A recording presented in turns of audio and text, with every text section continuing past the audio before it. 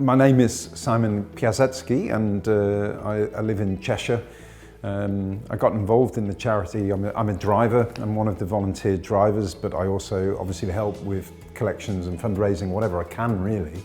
And I got involved actually because of Martin, because he and I are scout leaders in the county, and I was talking to him about the fact that I'd spent a year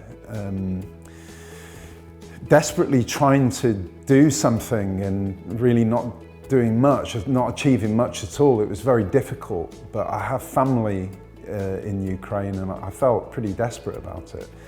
And we were at a big county camp, and I got talking to him, and suddenly he told me about this group, and I almost begged him to introduce, well I did pretty much beg him to introduce me, because I just really needed to, So I'm very thankful to the group actually, really thankful to the group.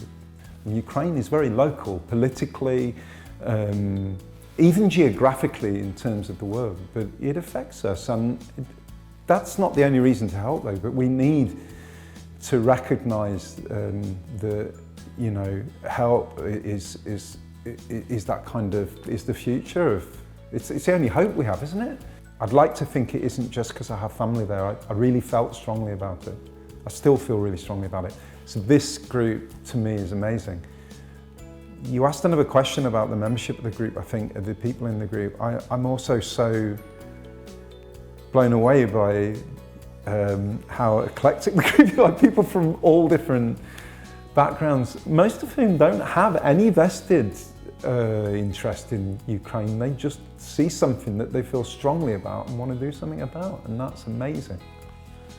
I mean, first and foremostly, I think every day about my family there. And they're not on the front line, but missiles are hitting Lviv and stuff, and I have two very young, a niece and a nephew, if you like, who shouldn't be exposed to any of that worry, And even if it is just an air raid siren, what child needs to be exposed to an air raid siren, and everybody kind of, and that just, sorry, I kind of responded immediately to that, because what I get out of it is deeply personal as well.